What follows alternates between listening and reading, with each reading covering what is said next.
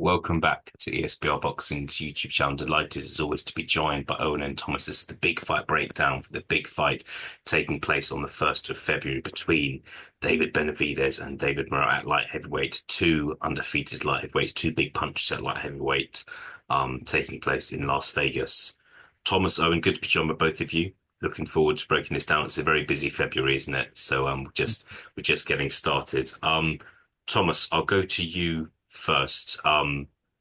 How good how good a fighter is David Benavidez for you? Do you see him as someone who can dominate the light heavyweight division scene post Beterbiev and Bivol? Do you see him as someone who's going to stay undefeated? What are your thoughts on him? Well, I think that at the very least, from what I've seen right now, I think that he's up there with the likes of Bivol and Beterbiev, but I don't know if he beats those guys. But I do think he is at that level, and at least competitive with those guys. And I say, say if those guys aren't around, um, yeah, I would see him being a dominant champion at that weight class. He seems to have filled out at 175 pretty nicely. So yeah, I think that I would really like to see him fight either Beterbiev or Bivol. Um, but either way, I see him being a real force at 175. Yeah, for sure. And obviously, we've got this massive fight taking place 3 weeks later. The rematch between Beterbiev and Bivol is a big rematch, and we'll have to see what is next for the winner of that fight. But possibly an option for them is going to be the winner of this fight, Benavidez versus Morell. Owen, how highly do you rate David Benavidez? Some would say that Canelo Alvarez avoided him, ducked him, whatever word people want to use. So he must be pretty good. But from what you've seen of him, how highly do you rate him?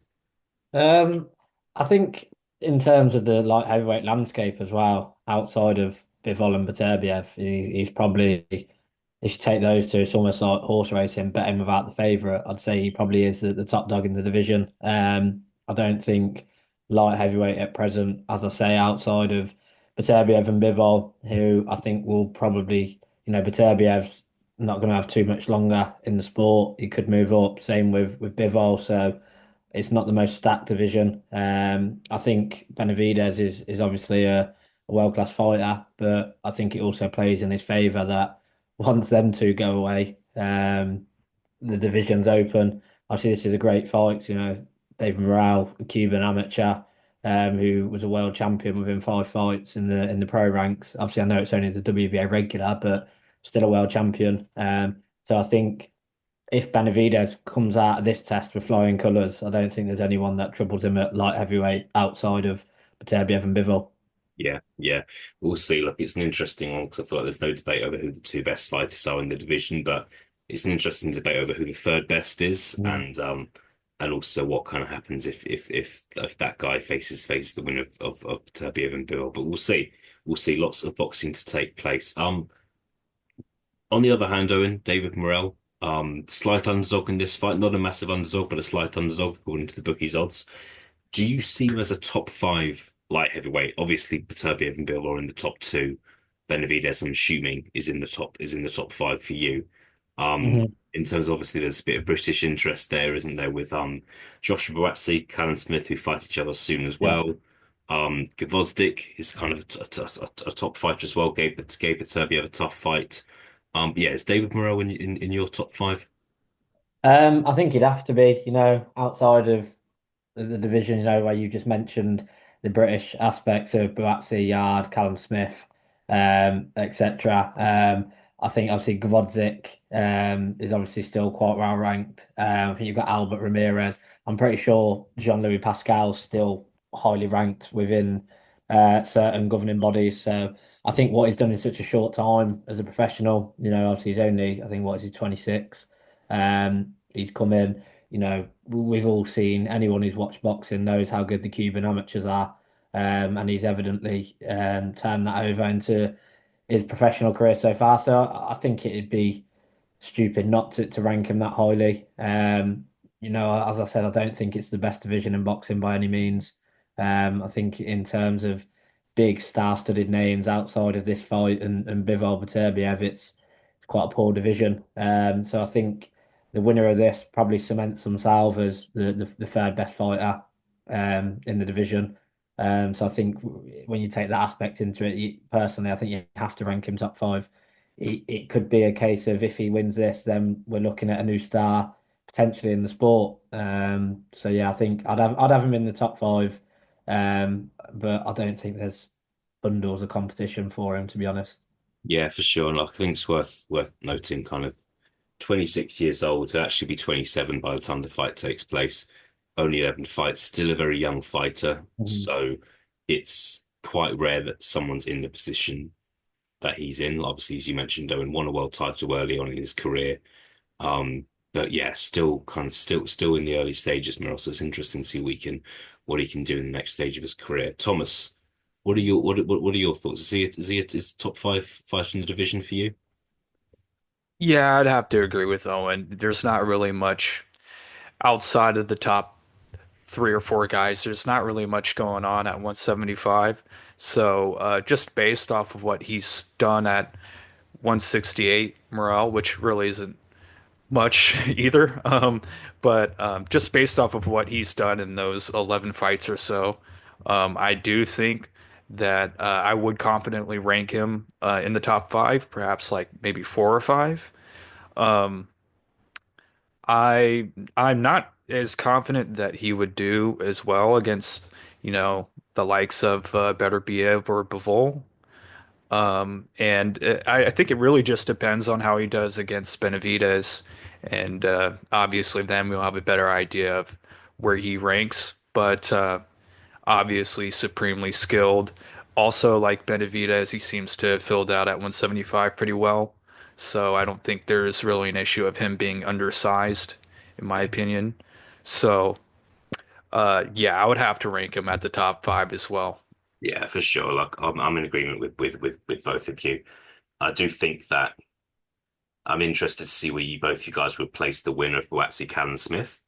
Mhm. As well. I think that's another factor. Callan Smith, like don't not going to kind of write him off just yet. Buatsi's still undefeated, so there's an interest. It's maybe not the most star-studded division in the sport, but it's an interesting time for the division, most certainly.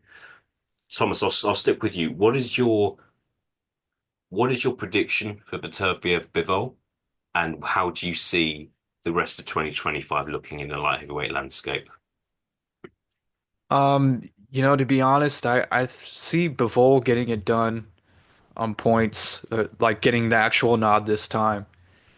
And I think a fight between him and Benavidez would be massive, assuming that I still kind of there's a little bit of hope for me personally that the Canelo fight happens with Benavidez, but yeah, I know you guys have lost hope. I pretty much have as well, but there's a little sliver of me that still hopes that it happens.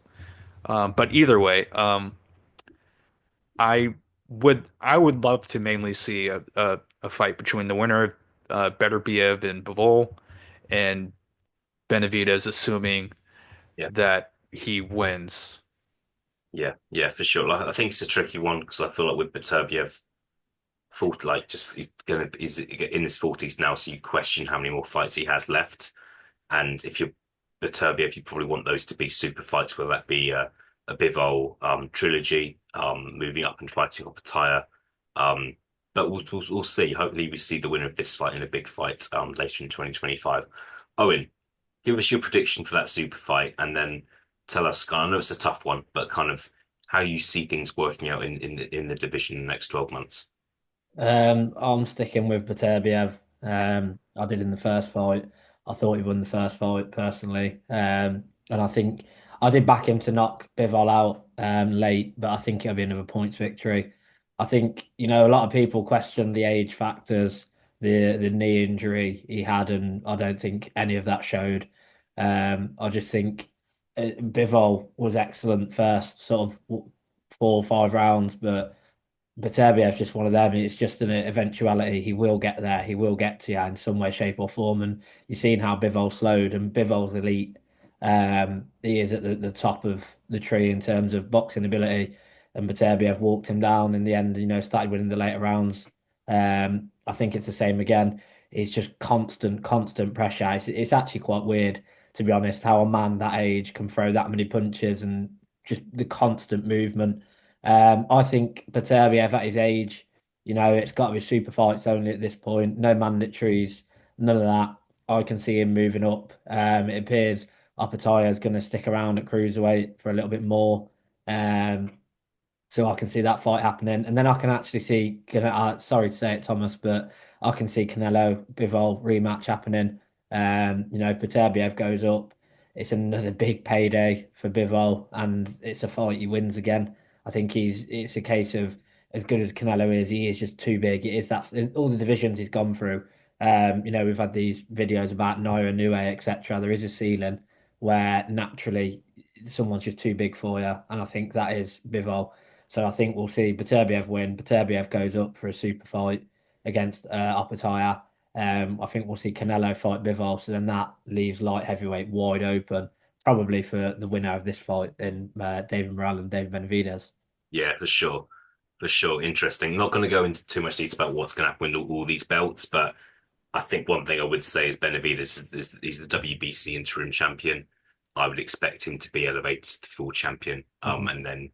and then defend it against who we'll see. But there's lots of things can happen. All right, chaps, really interesting fight here. I think it's a tough one to call, but we are going to do predictions as always.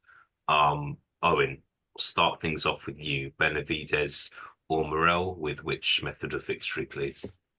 Two big punches, but I'll be surprised if there's a stoppage in this. I've been thinking about this all day. I think it's a lot closer to call than people think. I think people will look past David Morrell in terms of how sort of little professional experience he's got, but that Cuban amateur background, I think he's going to make it a really tough night's work for David Benavidez. But I do think Benavidez is going to get the job done on points. I don't think it's going to be by a landslide. Probably sort of like a 1-1-6, 1-1-4, maybe even by one round at a push. And it wouldn't surprise me if there's some form of controversy over the scorecards at the end with how close it'll be. But I do think it'll be Benavidez victorious. Okay, fantastic. All right, 1-0 to Benavidez. Thomas, who are you going for? Yeah, I would have to agree with Owen. I definitely think that Benavidez will win. And I also agree. I think that it will be a competitive fight. Obviously, Morell's supremely skilled. Seems to be evenly matched physically also as well. So we'll see how it goes down. In my opinion, I think that David Benavidez, what sets them apart is David Benavidez, first of all, has that experience at that level, and whereas Morell really doesn't have much, if any, experience at that level. And I also just think that Benavidez has that gas tank. So I would definitely favor Benavidez to win. Probably like a close decision, 115, 113. But I wouldn't say any controversy though. I would confidently pick him to win 115 to 113, 116 to 112. I'd say David Morell probably fades at the end. Yeah, yeah. Look, we'll see. We'll see. I'm gonna join you, chaps. I'm gonna go 3-0 Benavidez. However, I see a stoppage here. I think Benavidez is a massive puncher. Mhm. I remember staying up to watch him fight Demetrius Andrade, and I remember thinking this is a real 50-50 fight, and he destroyed Andrade, who had obviously never lost before. Fights against Gvozdyk and Plant, Thomas, you alluded to kind of the experience he's had, will set him up for a stoppage victory, and I'm going for a stoppage victory in the second half of the fight between rounds 7 and 12. But we'll see. Look, I think sometimes the beginning of the year it can be a bit quiet, can be not too much boxing, whereas this year that's certainly not the case. And there's good fights happening, whether it be in the UK and in the US and of course Saudi Arabia as well. Thomas, Owen, good to be joined by both of you. I'm sure we'll speak again very, very soon. Thank you very much for your time. Thank you. Cheers, mate.